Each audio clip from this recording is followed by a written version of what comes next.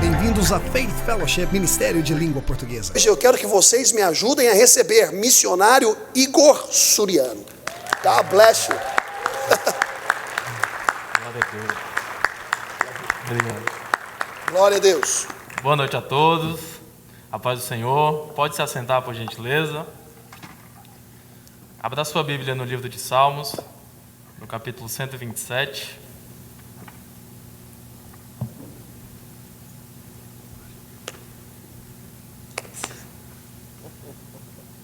Estou muito feliz de estar aqui hoje, me sinto privilegiado por poder estar compartilhando um pouco do meu coração com os irmãos. Como o pastor Léo falou, eu sou estudante de FITS e me sinto um privilegiado. Sou muito grato a essa igreja, ao pastor David Demola, ao pastor Leonardo Fusaro e à pastora Gilai. O pastor Leonardo Fusaro me convidou para o programa numa sentada e numa conversa que nós tivemos. Deus iluminou a mente dele e ele me convidou para estar aqui. Eu sou natural de Brasília, nasci, cresci e moro lá por enquanto, apesar de estar aqui todos esses meses. Amo a minha cidade, congrego na Igreja Batista Koinonia em Águas Claras. O meu pastor é o pastor Paulo César Santana e pastora Deise Santana. Eu os amo muito, estou com saudade da minha cidade, da minha mãe, da minha família, da comida da minha mãe, da comida do meu país.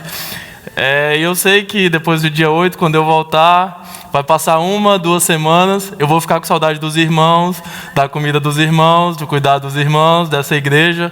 E disso a gente já pode tirar a seguinte conclusão: não é possível tudo que a gente quer aqui na terra. Só no céu eu espero encontrar todos vocês lá e a gente poder aproveitar. Na minha cidade eu sirvo também numa agência missionária chamada Mocidade para Cristo. A Mocidade para Cristo, ela começou aqui nos Estados Unidos. O nosso primeiro obreiro em tempo integral foi o pastor Billy Graham, e ela se espalhou pelo mundo. O nosso foco é alcançar jovens e adolescentes de uma maneira local, e eu estou envolvido com a MPC na minha cidade. Sou tremendamente apaixonado com o trabalho com jovens e adolescentes. Já fui líder de jovens por 6 anos, e todo o meu trabalho, toda a minha vida que eu puder fazer, eu quero dedicar a pessoas, especialmente a pessoas nessa faixa etária. Fora do meu país, eu trabalho com a Missão Desafio.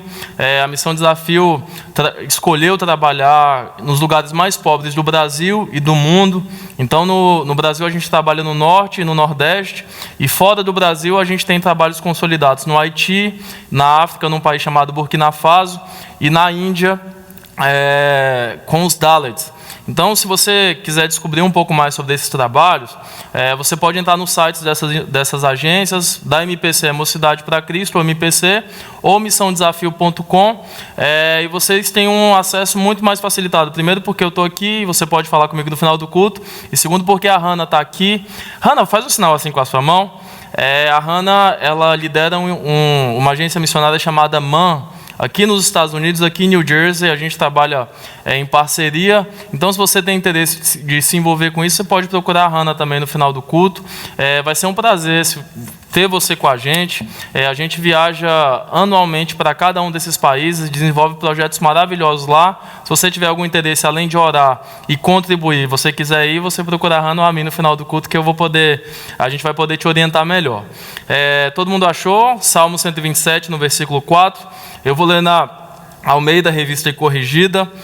O texto diz assim: como flechas na mão do valente, assim são os filhos da mocidade. O título da minha mensagem nessa noite é: nós temos um alvo e nós vamos chegar nele. Eu não sei como é que você olha para esse texto, mas eu penso que o trabalho de Deus em nós e através de nós, ele se assemelha muito com o trabalho de um flecheiro. Eu não sei se você percebe, mas uma flecha, para ela estar pronta e para ela alcançar o seu alvo com excelência, ela passa por estágios. E da mesma forma que o flecheiro ele procura por flechas, Deus sempre procurou o ser humano. Se você olhar a história bíblica, você vai perceber que desde o Éden Deus está atrás do ser humano. O homem peca, o homem cai. E após a queda do homem, não é o homem que vai procurar Deus. É Deus que vai atrás do homem. E Deus procura Adão e fala: Adão, Adão, cadê você, Adão? Como se ele não soubesse onde o homem estava.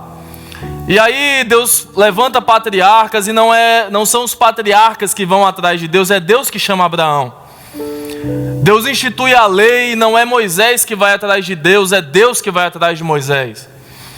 O povo se desvia da lei, Deus institui juízes, e não são os juízes que vão atrás de Deus, mas é Deus que vai atrás dos juízes. E aí novamente as pessoas se desviam, e aí Deus institui reis com a finalidade de demonstrar o seu amor, o senhorio dele. E aí o povo erra novamente. E aí Deus envia os profetas com a finalidade de corrigir o povo.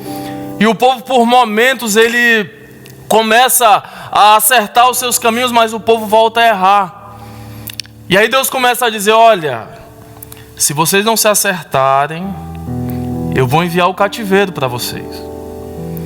E o cativeiro não era para destruir o povo, era para o povo cair na real e falar assim: nós pecamos contra o nosso Deus.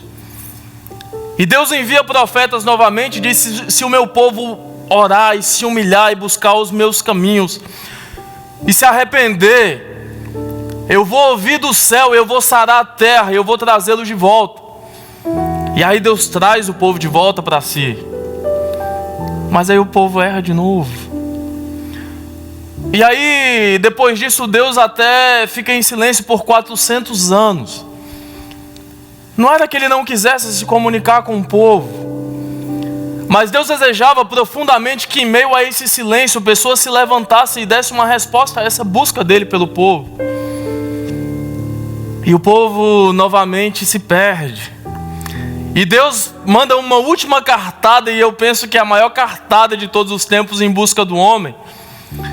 Deus manda o próprio Jesus. Deus manda o próprio Jesus para dizer assim: eu os amo, eu te amo. Nem que antes mesmo de você pensar em ter um sentimento de amor, eu te amo. E eu te quero perto de mim. E quando a gente percebe a imensidão desse amor, é impossível a gente não se lançar a ele. E esse é o primeiro estágio. É o estágio em que a gente percebe que existe alguém buscando por nós. A gente percebe que existe um flecheiro que nos ama, que quer fazer um trabalho em nós e através de nós, e a gente se entrega para Deus. E esse é o primeiro estágio. É o estágio em que a gente está na mão do flecheiro, em que a gente vê o flecheiro de frente. Eu sei que a maioria de vocês tem a sua história. Se você não tiver, essa noite é a sua noite de começar a sua história com o flecheiro. Eu lembro da minha história. Eu tinha 17 anos, eu vivi uma vida muito intensa no mundo, uma vida muito maluca. Eu bebia muito, eu saía muito, eu me divertia muito, eu fazia muita coisa. Mas essas coisas em um momento da minha vida começaram a não fazer sentido para mim. E eu ia para festas e enchia a minha cara, mas eu falava: meu Deus, isso não tem mais graça. Às vezes eu estava com uma moça no escuro e feliz da vida e podia fazer muita coisa com aquela moça, mas eu falava: meu Deus, eu não quero fazer nada com ela. E eu não sou gay, que fique bem claro isso aqui nessa reunião. Eu não tenho tendências homossexuais, mas não tinha desejo, não tinha vontade. Eu me lembrei que quando eu era criança, minha mãe me levava à igreja. E eu pensei comigo: só pode ser que aquele Jesus que eu ouvia falar naquela igreja, ele está me chamando. E eu vou me entregar para ele. E com 17 anos eu me entreguei para Jesus. E Jesus começou a fazer um trabalho em mim. E eu comecei a ficar muito feliz. Eu andava, às vezes eu estava sozinho, não tinha razão nenhuma para ficar feliz, e eu ficava feliz. Eu falava: meu Deus, eu não bebi nada, eu não usei nenhuma droga, e eu estou rindo aqui. Era a presença de Deus. Era a presença de Deus me constrangendo, aquecendo meu coração. E essa primeira fase, ela é muito boa. Ela é muito boa porque a gente vê Deus de frente. E eu não sei vocês, mas nessa primeira fase as nossas orações são respondidas com muita velocidade. A gente vê manifestações sobrenaturais muito rápidas, que a gente fala: isso é bom demais. a gente percebe que a gente não visualiza com clareza, mas que Deus tem um plano para nós, que a nossa vida tem um alvo, que a gente fica muito emocionado com isso. E muita gente acontece uma limpeza externa muito grande, as pessoas externamente parece que estão prontas, ficam com uma cara de crente, com um jeito de crente, com linguajar de crente. E aí você fala, meu Deus, eu estou pronto, agora eu vou. Mas sabe o que o flecheiro faz? Ele te passa para a segunda etapa. Porque se por fora aparentemente essa flecha está pronta, por dentro ela ainda não está.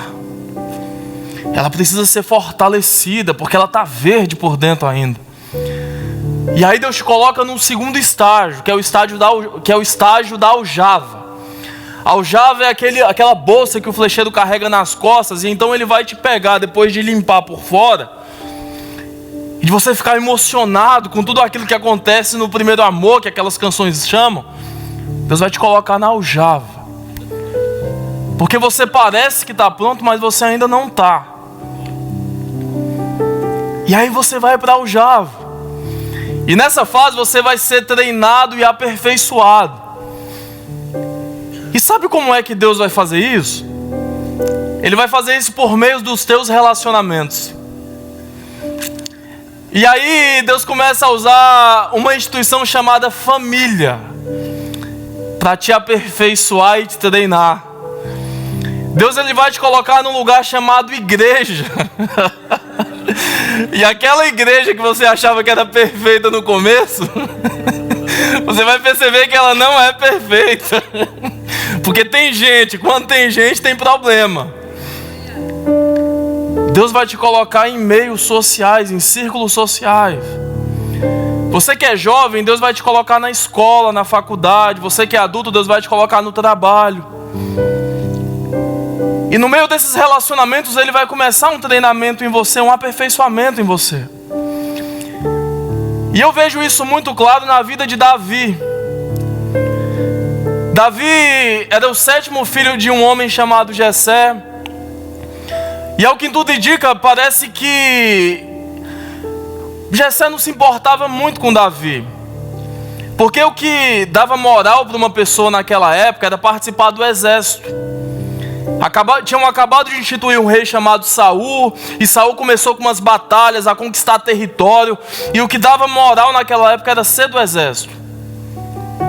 Mas o pai de Davi olha para Jessé, Jessé olha para Davi e fala assim: Davi, você não vai para o exército não, você vai cuidar de ovelha. E eu imagino na cabeça de um jovem, de um adolescente, todo mundo brigando, lutando, porque se tem uma coisa que adolescente sonha, ou é jogar futebol, ou é ir pro exército, ou é entrar em briga, fazer confusão. Eu assistia filme de luta quando eu era novo, eu ficava... Mas Deus pega Davi, através do pai dele, através de Jessé, e fala: você vai cuidar de ovelhas. E Davi tinha tudo para ser um adolescente rebeldezinho, sem causa. Talvez virasse um emo, rasgasse roupa, deixasse o cabelo crescer, tatuagem, piercing. Mas sabe o que Davi fez?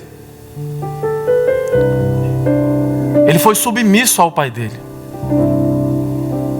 Ele honrou o pai dele. Mesmo esquecido pelo pai, ele resolveu honrar o pai dele, ser submisso ao pai dele, ser fiel ao pai dele. E não é aquela fidelidade de ouvir, de boca, de falar, não. Quando Davi estava lá, cuidando das ovelhas do pai dele, veio uma ursa, veio um leão. E ele podia muito bem falar assim: que matem as ovelhas desse coroa. O que eu tenho a ver com essas ovelhas? Mas ele falou assim: são as ovelhas do meu pai. É aquilo que o meu pai olhou para mim e viu que eu era capaz de fazer. Eu vou ser fiel nisso aqui. E ele rasgou a ursa no meio. Ele rasgou o leão no meio. E ninguém estava vendo. Ninguém estava observando. Não tinha um líder olhando o que ele estava fazendo. Ninguém ia fofocar se ele cuidou da ovelha, se ele não cuidou. Era muito simples chegar: chegou uma ursa aí, matou e só deu para salvar essas aqui. Não estava errado. Mas ele decidiu ser fiel. E Jessé ensina para nós a respeito de submissão e de fidelidade. E é muito precioso você caminhar com Deus, você ser fiel a Deus, porque ao mesmo tempo que Ele coloca pessoas que têm autoridade sobre você e que parece que vão te esquecer, Ele vai enviar Samuel. Samuel é aquele homem de Deus que vai olhar para você e vai apontar para você o destino, o alvo e a vocação que você tem em Deus. E vai ungir você para algo. E pode parecer a coisa mais absurda do mundo, mas ele vai falar na frente daqueles que não acreditavam, que inesperadamente você vai ser rei de Israel. Você é segundo o coração de Deus. E aí isso acontece e Davi tinha tudo para ficar muito empolgado, sabe? Mas aí o pai dele fala: beleza, você vai ser rei, volta para as ovelhas. Mas eu não vou ser rei. Volta para... Tá bom, vai ser rei, mas vai cuidar das ovelhas. E se não bastasse isso, ainda vai aparecer na sua vida 3 pessoas. Vão aparecer na sua vida. Deus vai colocar Eliabe, Aminadab e Samar. Essas pessoas são pessoas que sabem da unção de Deus que está sobre a sua vida. Elas sabem do chamado de Deus que está sobre a sua vida, do plano de Deus para a sua vida. E você vai querer até ajudar essas pessoas, mas sabe o que essas pessoas vão fazer com você?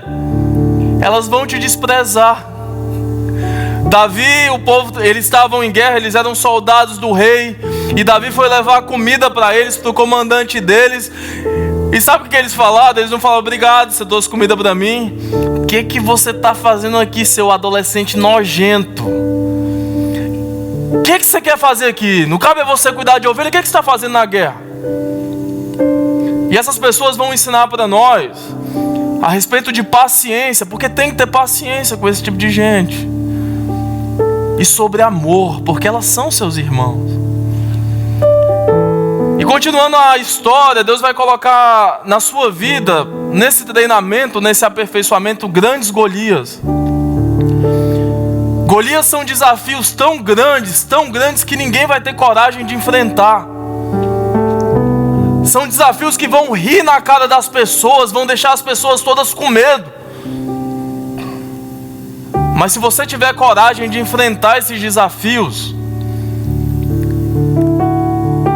e vencer esses desafios, eles vão revelar publicamente a sua chamada para as pessoas e vão fortalecer a convicção do seu chamado para você mesmo, porque nós precisamos disso às vezes. E você e o povo vai saber que você tem uma chamada, que você tem um alvo, que Deus está com você. Mas aí Deus vai colocar Saul na sua vida. Saul é uma outra autoridade que está sobre você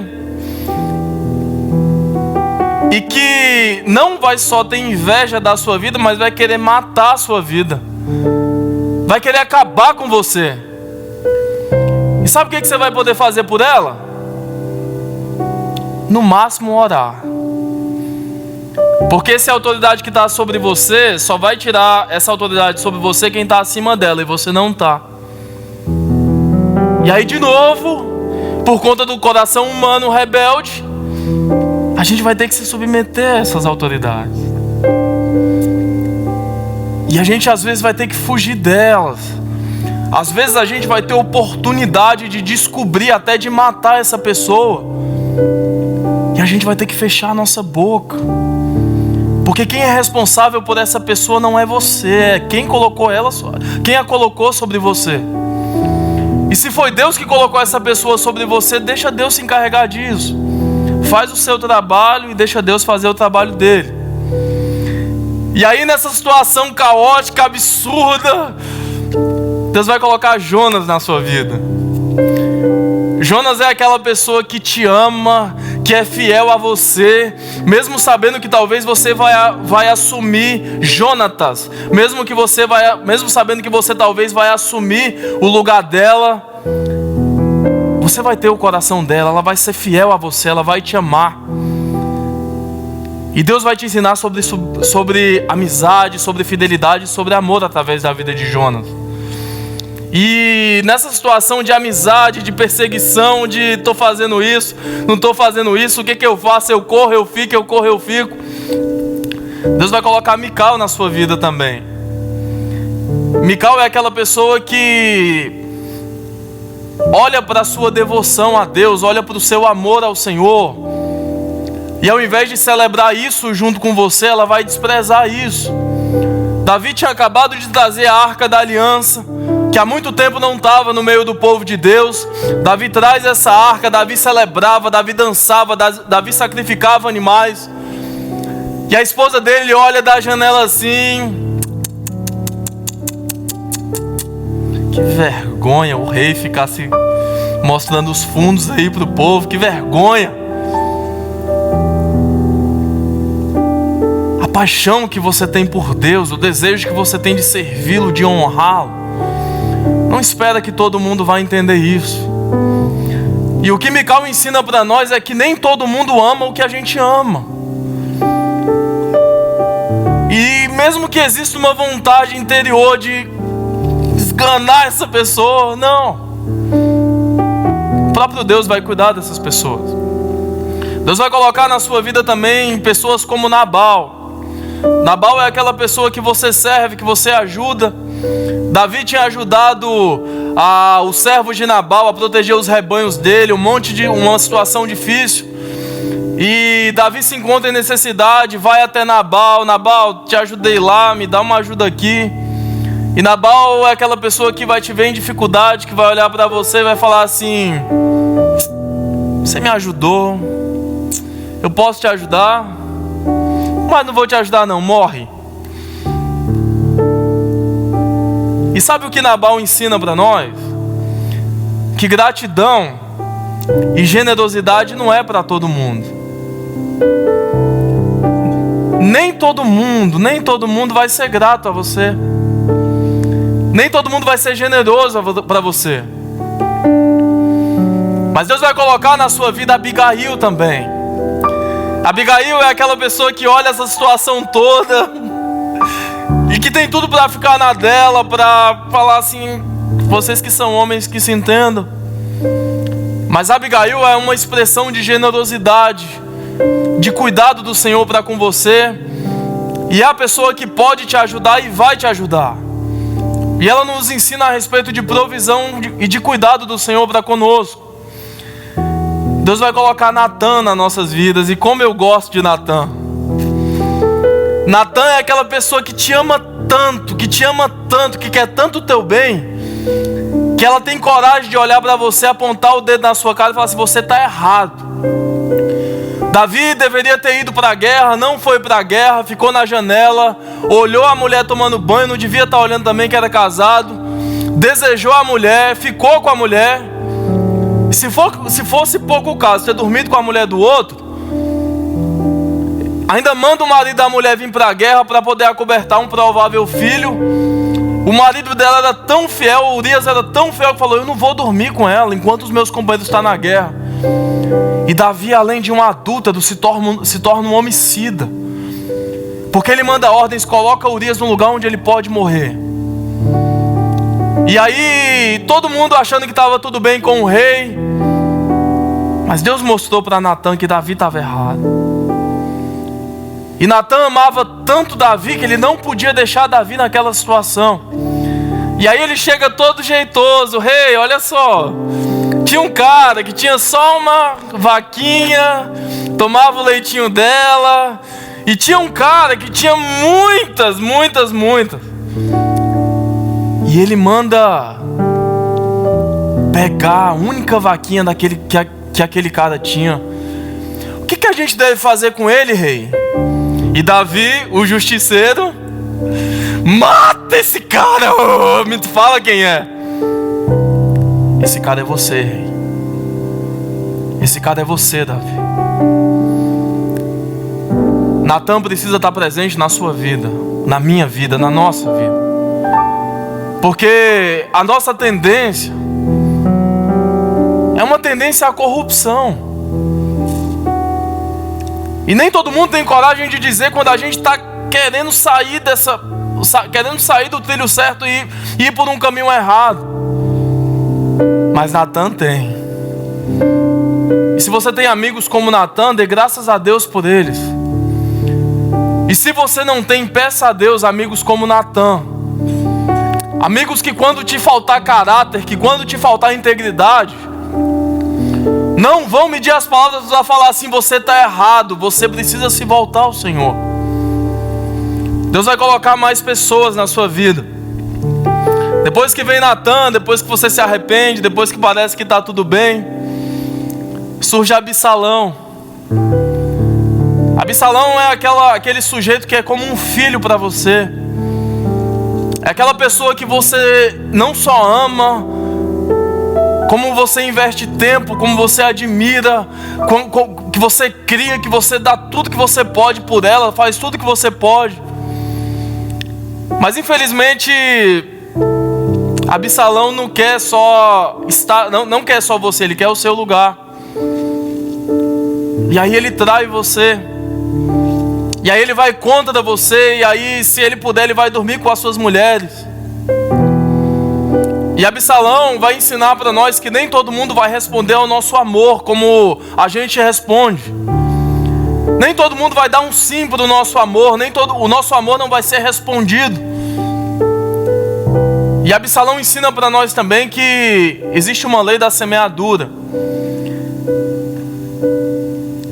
Nada que a gente faz fica sem resposta.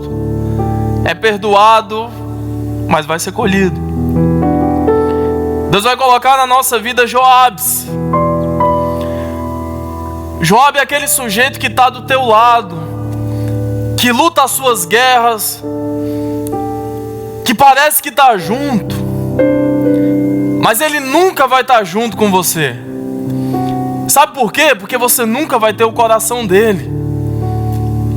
E Joabe, quando ele puder, ele vai matar os seus filhos, vai matar os seus projetos, vai sabotar os seus projetos, assim como ele fez com Salomão. E sabe o que esses Joabes ensinam para nós? Nem sempre é possível ter o coração de todo mundo, mesmo que pareça que a gente tenha. E a gente tem que se acostumar com isso, infelizmente, porque isso vai fortalecendo interiormente essa flecha para que um dia ela possa chegar no alvo. Deus vai colocar nas nossas vidas também Simei. Simei são aquelas pessoas que você está passando dificuldade, a coisa já está muito ruim para você, já está muito difícil para você, e ela vai ver que você está nessa dificuldade, nesse sofrimento, nessa dor. Ela vai olhar para você passando assim, ela não vai te dar água, ela não vai te oferecer descanso, ela vai ver o máximo de pedras que ela puder e vai começar a jogar em você. Pá, pá, pá. E você vai ter a oportunidade de não só responder essas pedradas, mas matar essa pessoa. Mas Deus já vai ter trabalhado tanto em você que você vai estar uma pessoa mansa. E aí você não só vai responder o mal com o mal, mas quando essas pessoas aparecerem, você não responder o mal com o mal, você vai perceber que você está uma pessoa madura. Porque eu não sei como é que você enxerga a maturidade, mas ultimamente eu tenho enxergado maturidade como uma capacidade de não se ofender com qualquer coisa, ou até com nada. Eu estou falando de Davi, mas pensa um pouquinho em Jesus. Quando é que um homem poderia mais se ofender, a não ser no trabalho, a não ser no que Jesus fez, no que Jesus padeceu na cruz? As pessoas batiam nele, as pessoas cuspiam nele, as pessoas zombavam dele, as pessoas arrancaram as roupas dele. Se Jesus se ofendesse naquele contexto e mandasse um raio na cabeça de cada ser humano daquele, eu não ia tirar a razão de Jesus nunca. Eu ia aplaudir isso mesmo. Jesus, mete o pé nessa galera aí, acaba com todo mundo. Isso bem feito. Mas Jesus falou assim: Pai, perdoa esse pessoal, eles não sabem o que estão fazendo. Maturidade é não se ofender, mesmo que você tenha razão. Deus vai colocar na sua vida Salomão. E eu sou apaixonado por Salomão, porque Salomão é aquela pessoa que mostra pra gente que nem tudo está perdido. É aquela pessoa que você ama, é aquela pessoa que você investe tempo, e é aquela pessoa que dá certo. Vai dar certo. A gente não pode avaliar a nossa vida e basear a nossa vida por causa de uma experiência negativa. Não é porque deu errado com quase todo mundo que não vai dar certo com ninguém. E Salomão é a prova viva disso. Que nós vamos dar frutos, que nós vamos deixar um legado que vai ultrapassar a nossa geração. E as pessoas vão nos ver nesse legado. Porque as pessoas olham para Salomão e falam: Salomão era filho de Davi. Salomão foi filho do grande rei Davi. Isso aí que Salomão está construindo foi o pai dele que queria fazer, que projetou e que deixou coisa pronta. E aí Deus olha para nós nesse segundo estágio, e a gente já passou por tanta coisa, por tanta situação difícil. E o flecheiro fala assim: não, eu posso tirar daqui. Tá pronto pro terceiro estágio. E quando o flecheiro tira da aljava, e aí a gente vê o alvo e a gente fica muito empolgado e fala: agora vai! Mas sabe o que ele faz? Ele puxa pro peito. E quando a gente acha que vai, ele fala assim: não, não vai ainda não. Eu te quero mais próximo do meu coração. Você estava próximo das pessoas, agora eu te quero próximo a mim. Eu não te quero adorando, me servindo, me cultuando apenas na coletividade. Porque Deus não é apaixonado pelo nosso serviço, Deus é apaixonado por nós. Não é o que você faz, é o que você é. E Ele te traz para o coração dele e fala: fica aqui um pouco mais, porque eu quero transferir para você mais dos meus sentimentos. Sabe esse cheiro que eu tenho aqui? Eu quero deixar em você, eu quero impregnar você dele. E isso a gente só alcança à medida que a gente investe tempo com ele. Porque a gente tem mania de falar assim: Jesus, eu te amo, eu te amo, eu te amo. E aí a gente levanta as mãos e chora. Isso não é errado. Mas a prova do nosso amor não está só nisso. Sabe por quê? Porque a maior prova de amor que você pode dar para alguém é através do tempo que você investe nela. Se você ama algo, você dá tempo para isso. Pensa na sua vida: o que você mais dá tempo é o que você mais ama. Se eu amo, eu dou tempo. Tudo que eu amo, eu dedico tempo. Ah, eu amo música, eu amo música. Como eu gosto de música. Você ama música? Quanto tempo você dedica para música?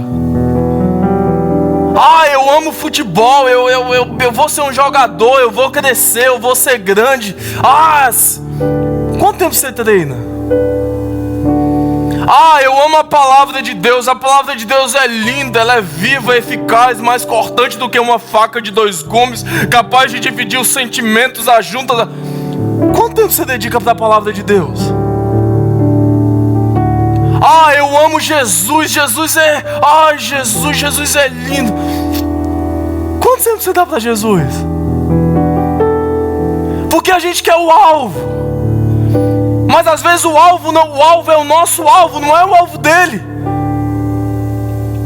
E que sentido a gente tem se nós fomos criados nele a atingir um alvo nosso? Se nós o amamos, importa mal o que Ele ama, se preocupar com o que Ele se preocupa, sofrer pelo que Ele sofre. Isso é adquirido nesse terceiro estágio.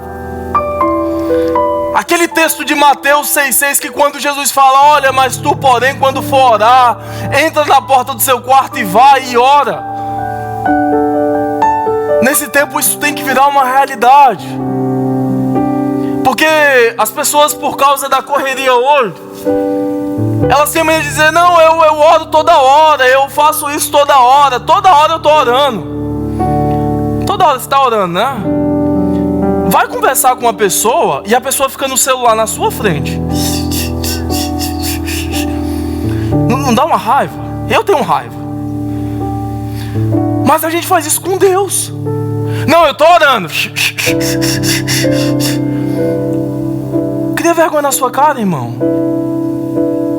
Pelo amor de Deus. Você não está orando não, você está no Facebook. Deus quer tempo de qualidade para nós. Sabe, intimidade na Bíblia, quando a Bíblia usa intimidade no Antigo Testamento, ela está falando exatamente daquele momento que o esposo tem com a esposa. Então quando você fala que você quer intimidade com Deus e Ele quer intimidade com você, Ele está querendo muito que você separe tempo de qualidade suficiente com Ele, para que nesse momento comecem a ser geradas coisas dentro do seu coração, para que Ele possa nesse momento demonstrar o lugar, a direção que Ele quer te levar, o que Ele quer que você faça na sua vida. Tempo de qualidade. Olha na história o que os grandes avivalistas fizeram. Muitos deles não tinham nem faculdades, seminários, não. Eles tomaram decisões sérias e firmes de orar, de buscar o Senhor. Eu gosto muito da história de um cara chamado Evan Roberts, do país de Gales. No final do século retrasado, ele tomou uma decisão na vida dele com 13 anos. Ele começou a partir dos 13 anos a fazer insistentemente uma oração. Ele falou: Deus, eu quero duas coisas. Por favor, me dá. Eu quero ser cheio do Teu Espírito Santo. E eu quero que venha um avivamento sobre o meu país como nunca jamais houve. E Evan Roberts se dedicou a essa oração por anos e anos e anos. Com 26 anos ele decide, nesse plano de implementar esse projeto para a vida dele, para a nação dele e para o seminário. Chegando no seminário, na primeira semana, Deus fala com ele assim, no primeiro período Deus fala assim com ele: Evan, não precisa ficar mais aqui não. Você já ficou tempo suficiente nessa fase, você já ficou tempo suficiente me buscando, eu já gerei sentimentos, já gerei direções suficientes na sua vida. Volta para o seu país e começa a pregar para os seus amigos. Evan, sem entender direitinho com o que? Volta para o país dele, volta para o país de Gales e começa a fazer reuniões pequenas. A presença de Deus começa a invadir essas reuniões de uma forma tão palpável que a notícia se espalha pela nação. E reuniões pequenas, de poucas pessoas, com menos pessoas do que nós temos aqui hoje, se transformam em reuniões gigantes, em reuniões imensas. E um avivamento começa a varrer aquela nação, a ponto das pessoas irem aos bares e pedirem bebidas, irem a orgias, irem a prostíbulos. E assim que as pessoas vinham trazer a bebida, ou vinham trazer uma mulher, alguma coisa desse tipo, existem relatos históricos que dizem que pairava sobre essas pessoas uma consciência de pecado tão grande, que sem ninguém pregar para elas se arrependiam e iam embora. E aí o garçom voltava com a bebida para ele. Um avivamento varreu o país de Gales. O avivamento do País de Gales tocou Los Angeles, tocou a Rua Azusa, e tocou o meu país. Por causa de alguém que entendeu isso, que começou a investir tempo com Deus, que começou a buscar a Deus, que não foi afoito, que não foi afobado e falar: não, eu quero ir logo, eu vou me enviar. Porque sabe, quanto mais próximo do coração do flecheiro, mais longe a gente vai. Mais certo fica a mira, mais certeira vai ser a direção que a gente vai. E eu sei que Deus está nos chamando para isso nessa noite. E aí, quando o flecheiro nos traz para Ele, e a gente passa tempo com Ele, e aquele tempo fica tão gostoso que a gente fala: ah, agora pode me deixar aqui, eu não quero mais ir não. Ele fala assim: não, você precisa ir. Você tem que ir.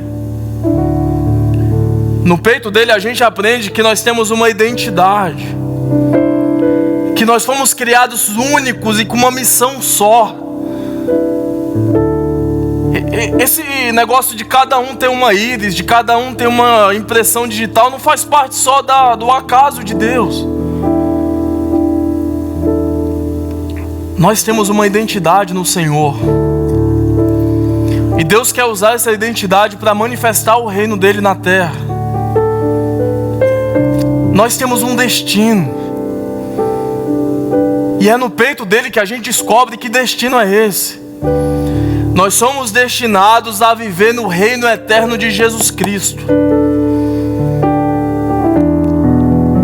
E quando a gente percebe isso, a gente percebe a dimensão do que é esse reino, a gente percebe que isso não é algo só para o futuro,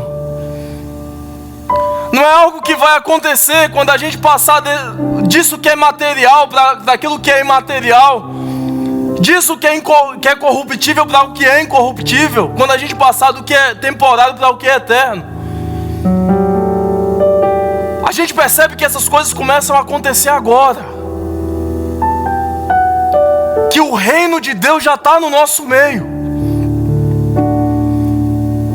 e que a vontade de Deus é nos usar para estabelecer isso aqui na terra. E aí a gente fica com uma percepção clara do que é uma missão. Eu fico feliz de me apresentarem como missionário, sabe? Mas todos nós temos uma missão, meu irmão. Todos nós estamos em missão. E isso não pode estar restrito a uma igreja, a um ministério. Isso tudo é muito bom. Mas quando a gente está no coração dele, mesmo se nós formos médicos, advogados, dentistas, professores, políticos, policiais, a gente entende que a gente está numa missão. Existe uma semente de eternidade plantada no nosso coração. O mesmo poder que ressuscitou Jesus dos mortos está aqui. E aí a gente percebe, a gente começa a andar pelas ruas como uma parte invisível de um reino invisível. Está no coração dele a nossa missão. A gente começa a andar pelas ruas independentemente daquilo que a gente faz, e a gente percebe que a gente é um instrumento de paz. Então, em lugares atribulados, em lugares onde não há paz, quando eu chegar lá, quando você chegar lá, vai haver paz. Em um tempo de injustiça, em um tempo de corrupção, nós vamos ser a justiça de Deus manifesta nesse tempo. Em um tempo de tristeza, em um tempo de depressão, nós vamos ser a alegria. E aí a gente olha para um texto como Marcos 16:15, e a gente percebe que aquilo não é para um apóstolo que é enviado para uma nação estrangeira. Lá onde diz que os sinais vão seguir aqueles que creem, nós vamos ser esse sinal. Nós vamos expulsar demônios. E é terrível porque quando a gente olha para esse texto de Mateus 16:15, ou a gente tem uma ideia mística desse texto, ou a gente tem uma ideia religiosa. A ideia religiosa, eu disse, a gente acha que isso é só para pastores, para ministros, ou que tem que acontecer um negócio sobrenatural para acontecer. Sabe, a gente vai expulsar demônios orando por pessoas. E a gente vai falar, sai no nome de Jesus, e eles vão sair. Mas eu vejo isso numa perspectiva um pouco mais abrangente.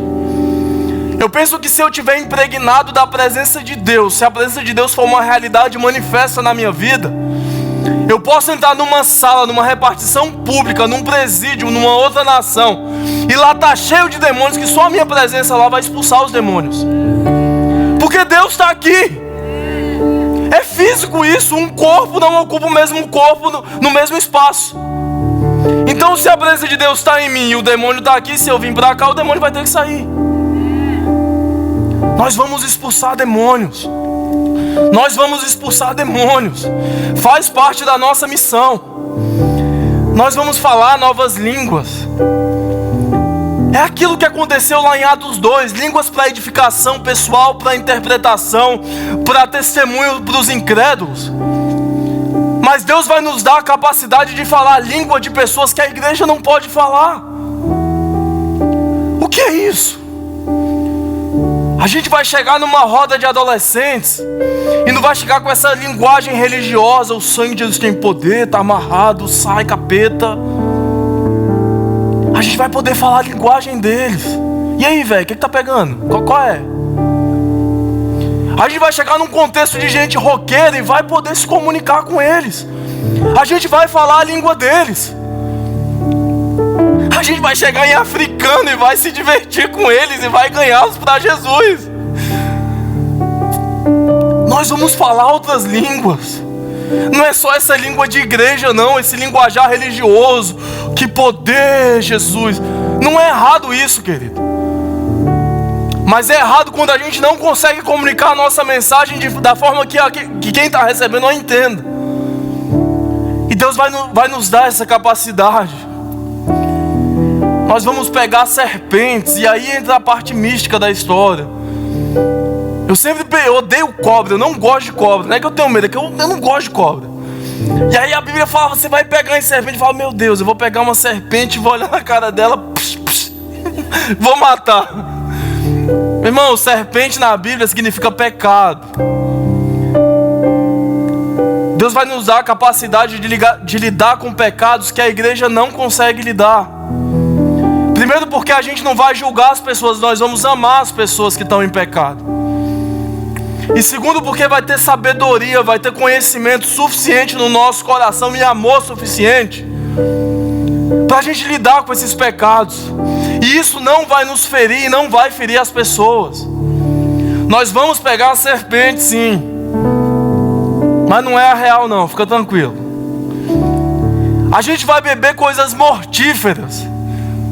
Eu tive uma infância regada a desenhos animados, querido. E quando eu li esse texto e beber coisa mortífera, eu pensava logo naquele copo, Danger. E eu ia tomar um negócio, ia ficar assim e todo mundo ia aceitar Jesus. Mas sabe, não é isso que o texto está falando. Quando a Bíblia fala de beber coisas mortíferas, de passar por cálices difíceis, é passar por dificuldades. Às vezes perder um ente muito querido que a gente amava muito. E a pessoa que não tem Cristo, ela não tem a capacidade de passar por isso, mas nós temos essa capacidade. E nisso, nessa tragédia, nessa dor, nessa decepção, o nome de Jesus ser levantado. É às vezes o seu cônjuge te trair e você conseguir perdoá-lo, permanecer com ele e não morrer na depressão. E a sua família ser restaurada. E o nome de Jesus ser levantado. Isso faz parte da nossa missão. É a gente passar por dores que o mundo não pode passar. Mas graças à capacidade e ao tempo que a gente passou com o Senhor, nós vamos passar. E aquilo que era para a morte, aquilo que era para a dor, aquilo que era para a aflição, vai nos fortalecer. E o nome de Jesus vai ser honrado. Nós vamos colocar a mão sobre enfermos e eles vão ser curados. E aqui pode entrar a parte cristã, de nós impormos um culto como esse e Deus cura essa pessoa e elas serem curadas, e isso vai acontecer. Isso acontece aqui nesse lugar, eu já vi. Mas nós vamos chegar em pessoas sem nem mesmo precisar orar, nós vamos abraçá-las. E quando nós abraçarmos essas pessoas, a depressão vai sair, a doença vai sair, a dor vai sair. Eu faço isso. Teve a conferência aqui, o Fio, eu fazia parte da equipe do altar, do altar call. E aí eu tinha que orar pelas pessoas, eu não falo inglês tão bem assim. Eu falo, meu Deus. Eu abraçava as pessoas. E eu chorava com as pessoas. E eu sabia que aquilo ia ter algum resultado. Nós vamos apertar as mãos das pessoas com sinceridade, com amor, como ninguém jamais apertou, e elas vão ser curadas. Eu queria te convidar a se colocar de pé.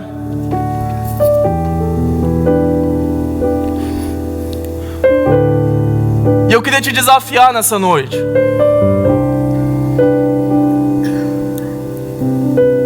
Porque o nosso mundo, a nossa era pós-moderna, um dos conceitos mais fortes que ela traz para nós é o imediatismo.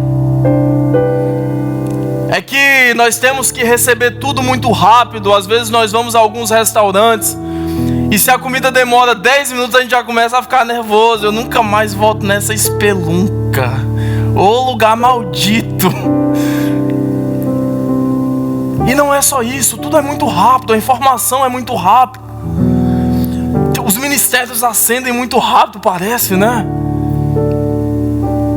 Mas tudo isso que eu acabei de falar mostra que nós temos um alvo, que nós vamos chegar nesse alvo.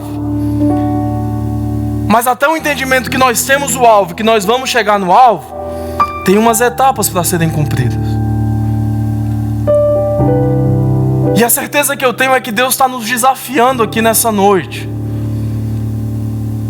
a não querer colocar essa lógica imediatista, capitalista dentro do reino dele. Porque não funciona assim. Aos olhos de Deus você já está pronto. Já está tudo consumado, já está tudo feito.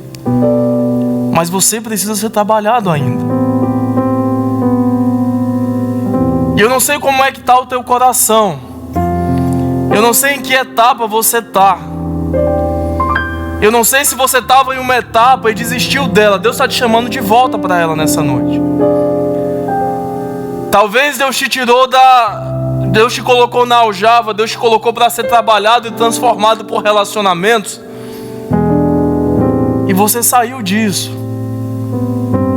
E aí aquele ministério que você sabia que Deus tinha para você, ele não pôde ser concretizado ainda porque você não aceitou passar pela etapa dos relacionamentos. Talvez você passou já por isso dos relacionamentos e aí você viu o alvo e ficou todo... Mas Deus te queria um pouco mais perto dele, um pouco mais de tempo com ele. E aí você falou assim, não, eu tenho que ir logo, eu tenho que ir. E você não tem os sentimentos dele ainda para ir. As suas preocupações não são as preocupações dele. Você não está tão parecido com ele ainda. Mas ele te quer. Deus não desistiu de você. Se você está vivo, respirando, ainda tem jeito para você. O alvo que Deus tem para a sua vida não foi anulado, não tem um risco lá. E eu quero muito orar com você nessa noite. Você que deseja fazer uma aliança com essas etapas, para que você chegue no seu alvo. Tem alguém aqui nessa situação, nessa noite? Levanta assim a sua mão. Talvez você ainda nem entrou no primeiro estágio. Tem alguém aqui que nunca entregou a vida para Jesus? Tem? Deus está te chamando hoje. Você que levantou a sua mão, se você quiser, vem aqui na frente. Eu quero orar por você com os pastores da igreja. Podem vir também. Eu tenho uma certeza. Pode vir, está aberto.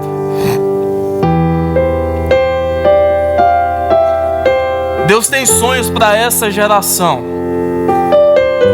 Deus tem sonhos para essa cidade. Deus tem sonhos para esse ministério de língua portuguesa. E quem Deus vai usar para isso são vocês. São vocês. Então não se distraiam. O mundo prega o imediatismo, mas nós temos etapas para cumprir. E nós vamos cumprir essas etapas e nós vamos chegar no nosso alvo, amém? Feche os seus olhos, estenda as suas mãos para cá, vamos orar.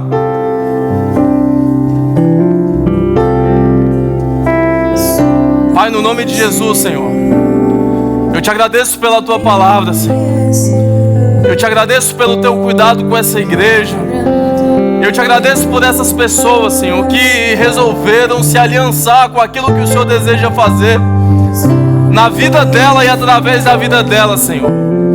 Que no nome de Jesus, Senhor, que no nome de Jesus, Senhor, elas possam visualizar tudo aquilo que o Senhor deseja fazer nelas e através da vida delas. E que no coração delas haja uma coragem, haja uma força, haja um vigor, Senhor, para passar por todo esse processo e para alcançar esse alvo e para que o teu nome, Senhor, nisso tudo seja glorificado, Senhor. Nós as abençoamos nessa noite, em nome de Jesus. Obrigada por assistir. Para mais informações, visite-nos a ffmwoc.org.